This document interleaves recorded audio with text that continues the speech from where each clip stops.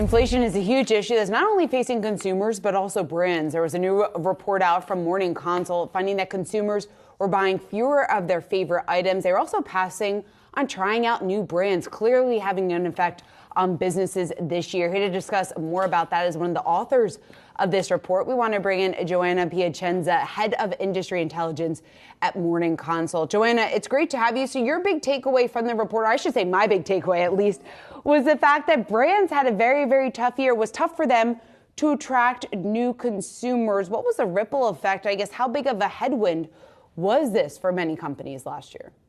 Yeah, you really nailed it. The big takeaway from this report is just how much consumers cut costs this year. This is an annual report. We do it every year. We measure purchasing consideration throughout the year. Average purchasing consideration for 2022 declined this year. That's different from the past 3 years. That includes the really traumatic kind of COVID years that had better purchasing consideration among brands. What that means for consumers is they're not buying more of their favorite brands. And I think really importantly for new and emerging brands, they're not necessarily trying out kind of new brands on the market.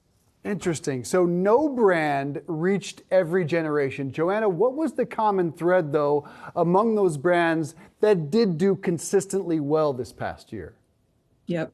So one of the big brands that really decorated a lot of our lists was cost-saving alternatives. You have Breeze Airways. That's a new emerging brand that is really an alternative to JetBlue, Spirit, kind of looking to compete against consumers who are looking to save a little bit of money. You also have DiGiorno, a frozen product that's really replaceable for pizza delivery and takeout.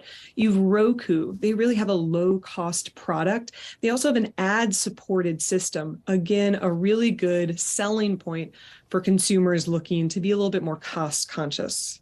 Joanna, two other brands, though, jumped out to me. Crocs was on a lot of those lists. Yes. And Meta in a year where their stock is off over 60%. What was your takeaway from those two appearing on lists throughout the generations? Yeah, we'll start with Meta. And I should flag that this data was pulled before a lot of kind of the negative news around a lot of the tech layoffs that were happening, including Meta. So Meta actually follows what we traditionally see in our fastest growing brands report as a successful brand. Its awareness is ascending as its purchase consideration is ascending as well. As people are becoming more aware of it, they're considering purchasing from it. Now, what's interesting about Meta is it's really fighting against two really strong elements: an association with Facebook, which does not have a very warm public opinion, and a CEO that's very public, which, according to our research, doesn't do well for a brand. So the fact that it's still rising, even despite these elements, speaks very well for the rebrand into Meta, which we haven't really talked all that much about. Another element that I think is helping Meta is an increased awareness and interest in the metaverse, right? You can't think of the metaverse without speaking about Meta.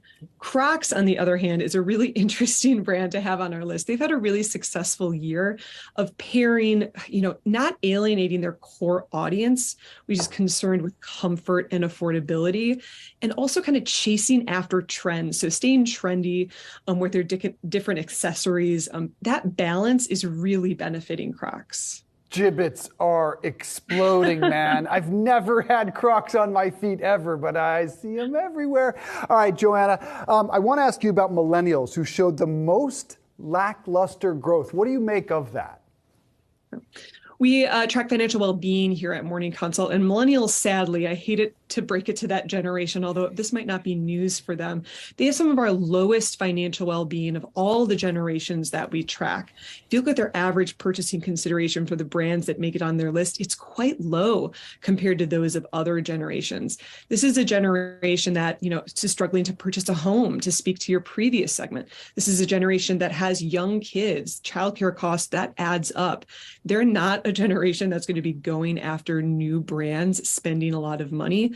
Something for, these consumer-facing brands to keep in mind. And Joanna, taking a look at Gen Z, some of their top brands, they stuck out to me. Roku, number one, makes a lot of sense. Grand Theft Auto, I can see that. Beats was a surprise at number 3. But if you go even further down that list, Heinz was on there, Marathon Oil was on there, Homes and Villas was on there. Names that I wouldn't necessarily associate with Gen Z off the bat. Yeah, we see beats on a couple different rankings. I think they had some good partnerships this year that is really benefiting the brand. We also saw a lot of hotel brands on Gen Z. One thing to keep in mind is that Gen Z really missed out on a lot of the travel excursions that a lot of us experience, as we enter adulthood. That's because a lot of them were entering adulthood and coming into more discretionary funds as COVID was hitting. So they're experiencing a lot of these hotel brands, travel brands, airline brands really for the first time this year. And that's why we're seeing those kind of small bumps, especially among travel brands. Joanna, do you have Crocs? I do not. Do you? No, I don't. Never. But this report makes me curious. Joanna, we appreciate this. It was a fantastic conversation. Please come back. Absolutely. Good to talk to you.